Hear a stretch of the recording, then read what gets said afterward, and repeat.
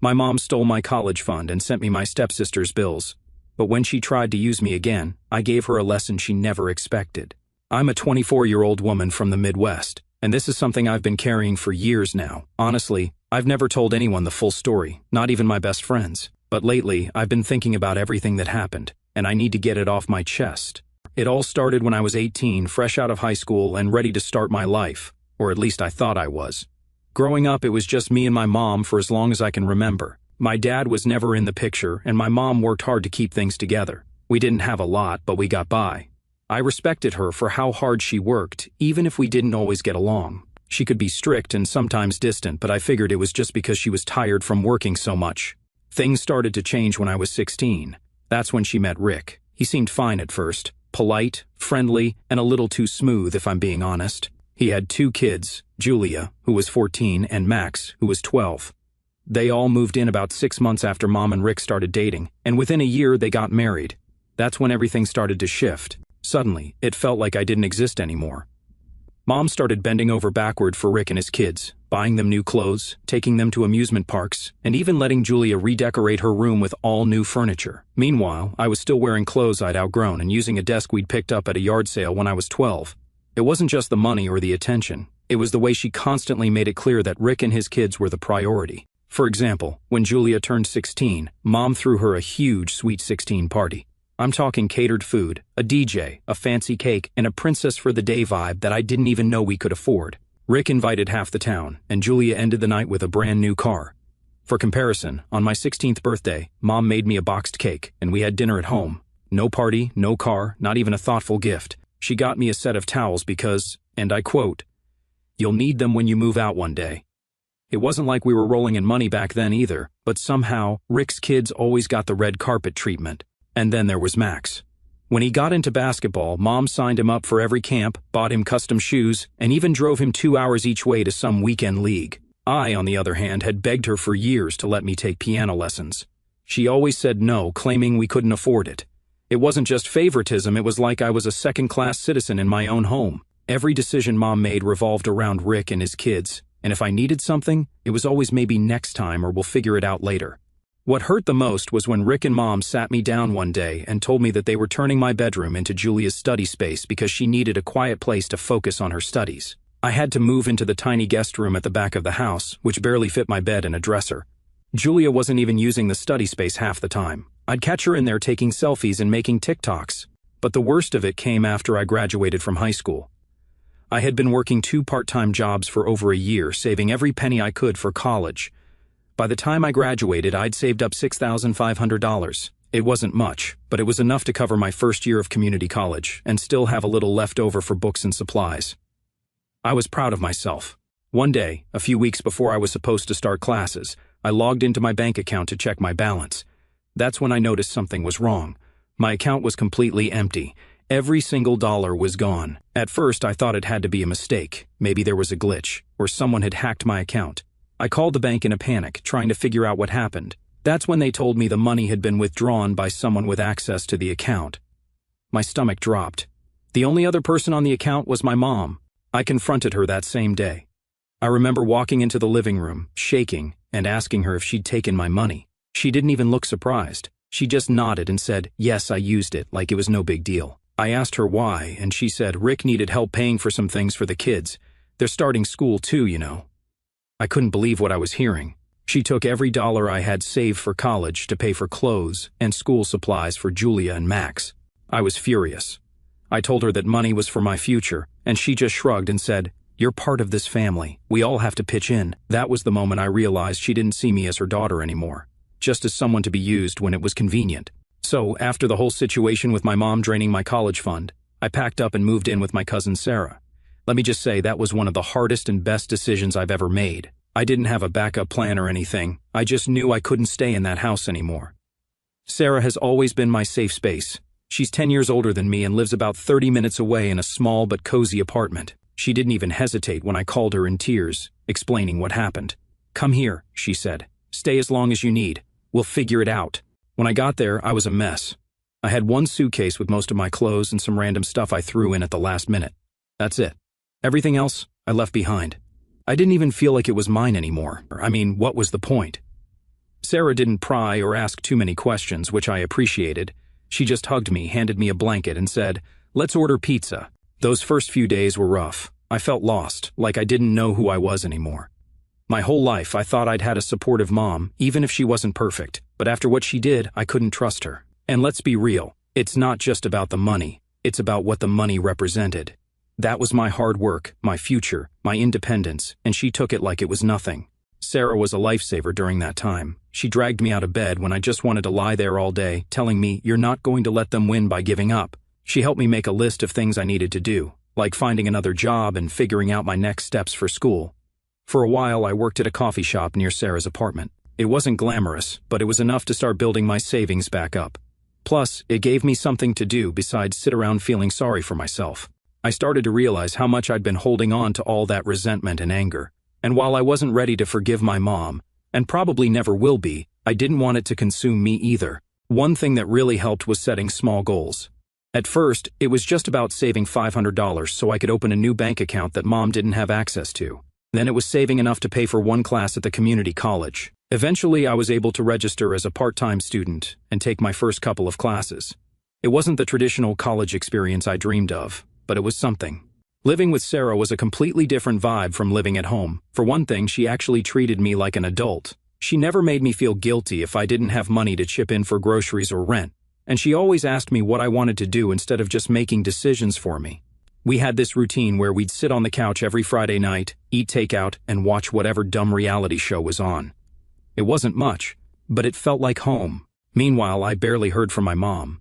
The few times she did call or text, it was never to check on me. It was more like, "I hope you're thinking about coming home soon," or "We need to talk about how you're going to contribute to the family." It was like she didn't even realize I'd left because of her. I didn't respond to most of her messages. What was I supposed to say? Thanks for ruining my life?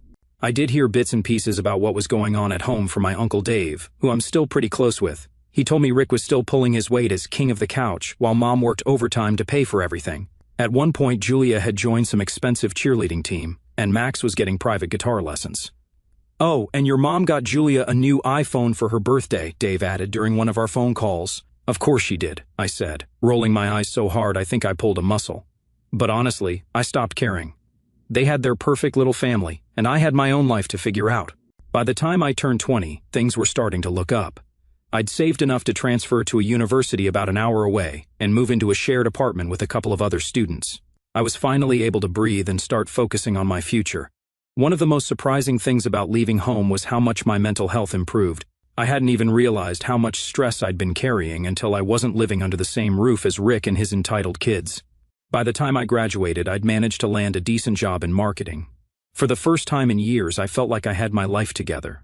I was paying my own bills, living in a cute little studio apartment, and finally starting to see a future for myself that didn't include constantly looking over my shoulder for my mom's approval. Then, out of nowhere, my mom decided to reappear.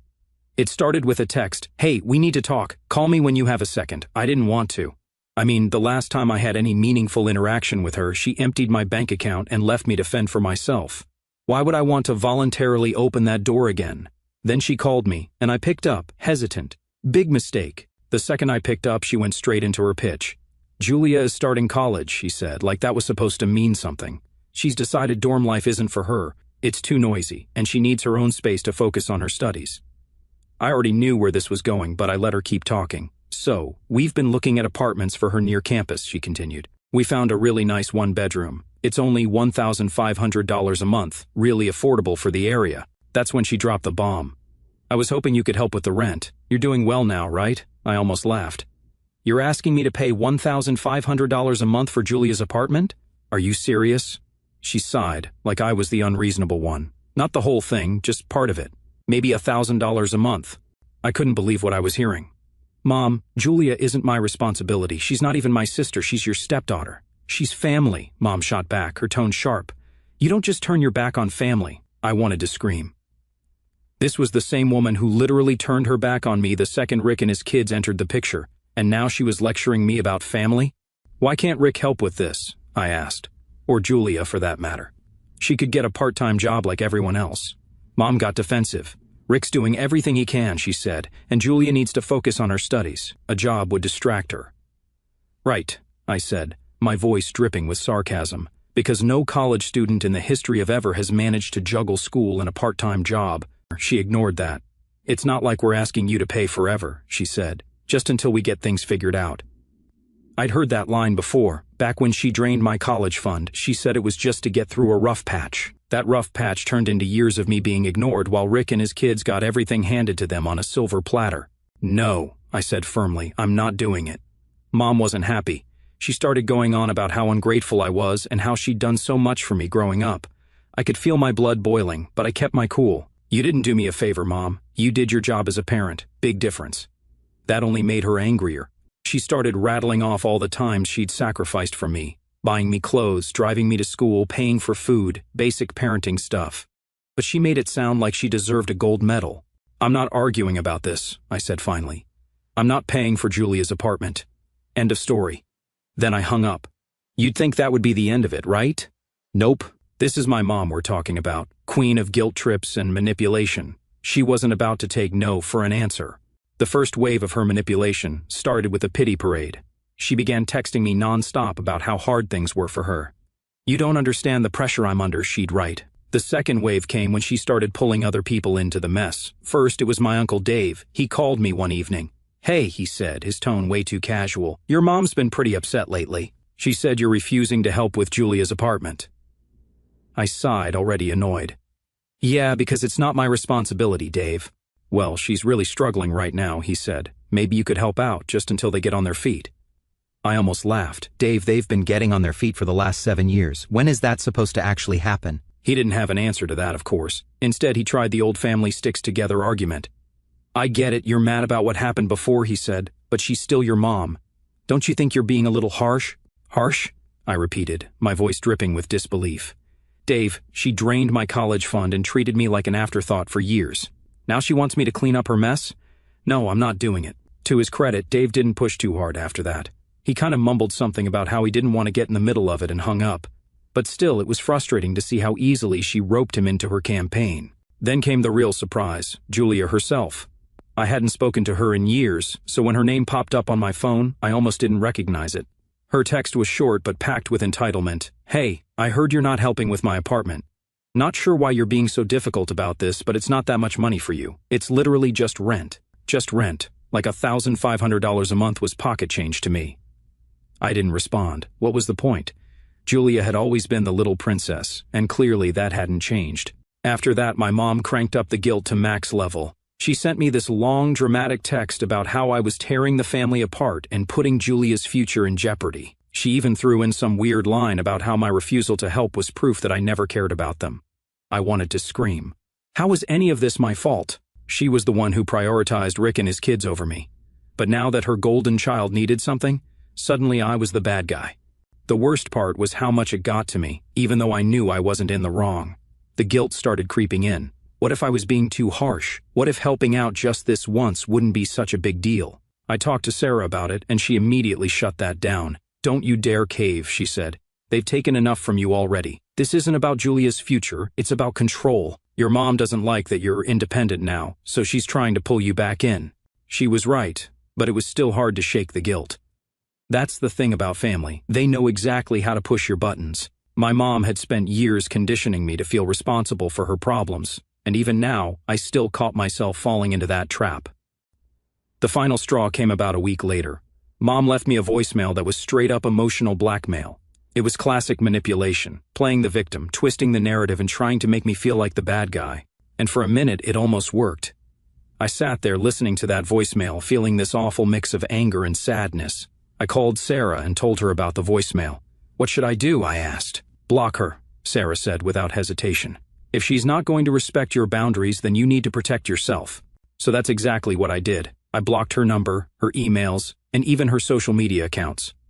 For the first time in years, I felt like I had control over my own life. Of course, I knew this wasn't over. My mom wasn't the type to give up easily, and I had a feeling she still had a few tricks up her sleeve. But for now, I was done. Thanks for reading, Reddit. I'll update you on what happened next, but trust me, it only gets messier from here. Update 1. Hey Reddit, I'm back with an update. If you've been following along, you already know my mom wasn't taking no for an answer when it came to Julia's apartment. But what I didn't expect was for Rick to jump into the mix. Honestly, I hadn't thought about him much since I moved out years ago. He was more like a background annoyance, the kind of guy who always talked a big game but never actually followed through on anything. So when he decided to get involved, I should have seen the storm coming. It started with a random phone call. I didn't recognize the number, but I answered anyway because, let's face it, I wasn't thinking straight that day. As soon as I said hello, I heard his voice. "Hey there," Rick said, like we were old friends. My stomach turned. I hadn't spoken to him since I left home. "What do you want?" I asked, skipping the pleasantries. He didn't waste time. "Your mom tells me you're refusing to help with Julia's apartment," he said. His tone was calm, but there was this edge to it, like he was trying to sound intimidating. "That's right," I said, keeping my voice steady. Rick let out this fake laugh, the kind that says, "You're going to regret this."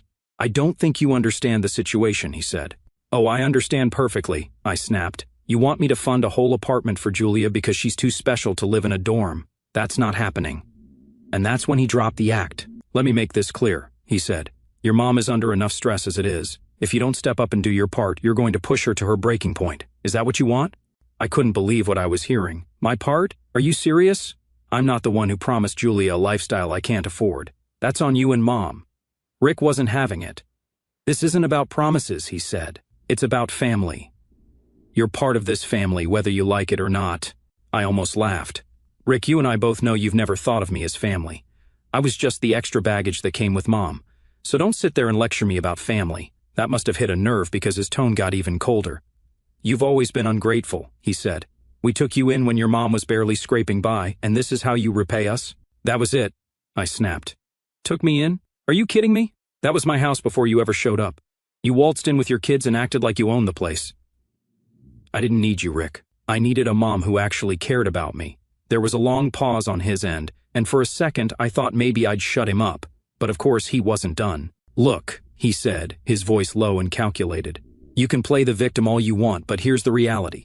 If Julia doesn't get that apartment, things are going to fall apart around here. Your mom can't handle the stress, and I'm not going to sit here and watch her crumble because of you."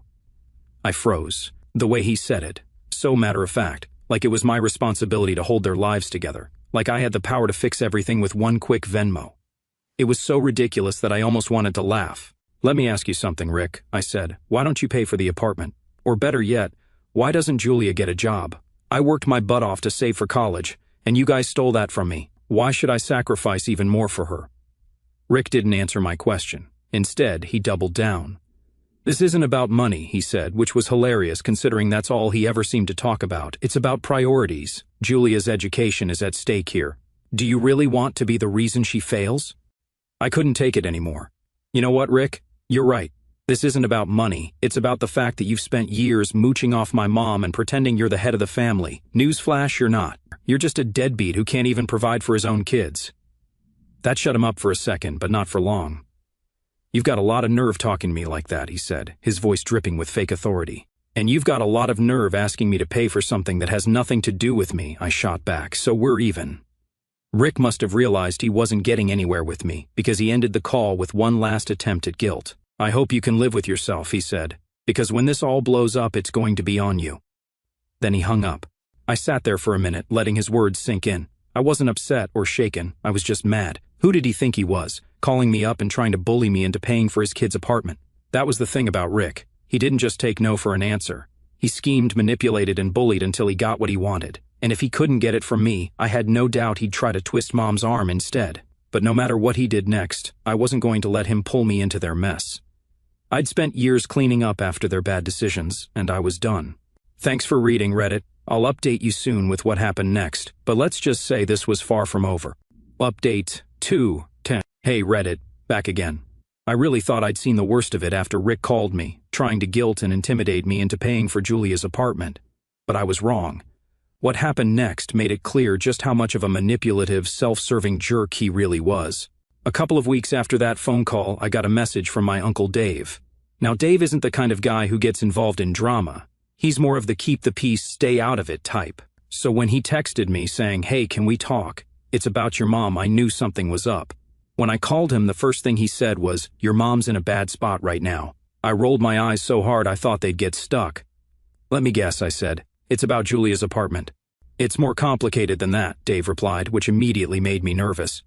Apparently, Rick had given my mom an ultimatum. Either she found a way to pay for Julia's apartment or he was done. He flat out told her he'd leave her if she didn't come up with the money. Hearing this, I wasn't even surprised. If there was one thing Rick was good at, it was taking advantage of people, and my mom was no exception. He'd been mooching off her for years, barely working while she busted her butt to keep the household afloat. Now he was threatening to walk away unless she caved to his demands. Does she seriously think he's going to stick around after this? I asked. I don't know, he said. She's convinced she can't lose him, though. She's been scrambling to figure out how to make it work. I was furious, not just at Rick for being the manipulative leech he'd always been, but at my mom for letting it get this far. She had been bending over backward for this guy and his kids for years, and now he was pulling this. A few days later, I got a call from Sarah. Apparently, Mom had called her, desperate for help. She didn't ask Sarah for money. She knew that was a dead end. Instead, she tried to use Sarah to get to me. She kept saying how important it is to keep the family together, Sarah told me, and how you'll regret it if you don't help out. I let out a bitter laugh. Typical, I said. She's still trying to guilt me into cleaning up Rick's mess. She sounded pretty bad, though, Sarah added, like she's really stressed about this. I didn't feel bad for her, not anymore. She had chosen Rick over me years ago, and now she was dealing with the consequences. But still, a part of me was curious. I wanted to know just how far Rick was willing to take this. So, against my better judgment, I decided to call my mom. When she picked up, she sounded exhausted. I was wondering if you'd call, she said. Dave told me what's going on, I said bluntly. Is it true? Is Rick really threatening to leave you over this apartment? She hesitated, and I could tell she didn't want to admit it. He's just frustrated, she said finally. It's been a lot of pressure for him. Pressure? I said, my voice rising. Mom, he hasn't worked in years. You're the one paying for everything. How is this pressure for him? He's doing his best, she said weakly. No, he's not, I shot back. He's using you, Mom, and now he's holding your relationship hostage to get what he wants. That seemed to hit a nerve because she got defensive. You don't understand, she said. Rick loves me. He's just trying to do what's best for Julia. I couldn't believe what I was hearing. If he loved you, he wouldn't treat you like this, I said. He wouldn't make you choose between him and your financial stability. This isn't love, Mom. It's manipulation. She didn't respond to that, and after a few seconds of silence, she said, I just need to figure this out. I thought you'd want to help, but I guess I was wrong. I hung up after that. There was nothing more to say. Over the next week, I heard bits and pieces about what was going on through Dave. Mom had started dipping into her retirement savings to cover the cost of the apartment. She was so desperate to keep Rick around that she was willing to jeopardize her future for him. And Rick? He was living his best life. Dave mentioned seeing him at a local bar, laughing and drinking like he didn't have a care in the world. Meanwhile, my mom was working overtime and stressing herself out trying to make him happy. The final blow came when Dave called me again, sounding almost giddy. You're not going to believe this, he said. Try me, I replied. Rick left her, he said. Apparently, Rick had packed up and walked out a few days earlier. Not only that, but he took half of what little savings my mom had left. He even took her car, claiming it was technically his since she had signed it over to him years ago. I didn't feel bad for her. She had let this man walk all over her for years, and now she was paying the price. But at the same time, I couldn't help but feel a little sad, not for her, but for the person she used to be, the mom who worked hard to give me a good life before Rick came into the picture. I haven't spoken to her since. Part of me wonders if she's going to reach out and try to apologize, but honestly, I don't think I'd be able to forgive her even if she did. Anyway, that's where things are right now. Thanks for reading, Reddit. I'll update you if anything else happens, but for now, I'm just glad Rick is finally out of the picture. Shoo, update 3, and it's been a while since I last posted, and honestly, I wasn't sure if I was going to write again. But I noticed some of you called me out for leaving things on a bit of a cliffhanger, so I thought I'd give an update and close the loop on everything. First off, thank you to everyone who reached out or commented with advice and support. It's wild how many people could relate to what I went through, and it's been comforting to know I'm not alone in this. I've read every comment and message, and they've meant more to me than I can say. So, here's where things stand now. After Rick walked out and left my mom in financial and emotional ruins, she finally reached out to me. I was honestly shocked when she texted me one day from a new phone number. I hadn't heard from her in weeks, and part of me assumed she wouldn't bother trying to contact me again after everything. But there she was texting me like nothing had happened. Then she called. I didn't pick up. Instead, I let it go to voicemail. The message she left was different from her usual tone. She sounded tired, almost defeated. Hey, she started. I know I've made mistakes. I really need to talk to you. Please call me back. I sat there staring at my phone, debating whether to call her. On one hand, I was curious. Had she finally realized how toxic Rick was? On the other hand, I didn't want to open that door again. I'd worked so hard to set boundaries, and I didn't want to undo all of that. I decided to text her instead of calling. I figured it was safer, less emotional, and easier to control the conversation. I kept it short. What do you want to talk about? She replied almost immediately, can we meet in person? I want to apologize. That threw me for a loop. My mom apologizing? That was new. Against my better judgment, I agreed to meet. We chose a coffee shop halfway between us, neutral ground, no emotional baggage attached to the setting. When I walked in, I almost didn't recognize her. She looked smaller somehow, like the weight of everything had finally caught up to her. She waved me over to the table she'd claimed, and for a second, I felt that familiar pang of guilt. But I pushed it aside. Thanks for coming, she said as I sat down. I didn't respond right away. I just looked at her, waiting for her to say whatever it was she needed to say. I owe you an apology, she started, her voice shaky. For everything, for taking your money, for pushing you aside, for choosing Rick over you. I see now how wrong I was. I wish I could say her words gave me the closure I'd been craving, but they didn't, not completely. I think part of me had stopped hoping for an apology a long time ago, and hearing it now felt hollow. I'm sorry it took losing everything to realize that, she continued. Rick, he manipulated me. He made me believe I had to choose him and his kids to keep our family together. I thought I was doing the right thing, but I see now how much I hurt you. I nodded, still not saying much. I didn't want to let my guard down just because she was finally admitting what I'd known all along. I know I can't make up for what I've done, she said, but I want to try. I want to fix our relationship if you'll let me.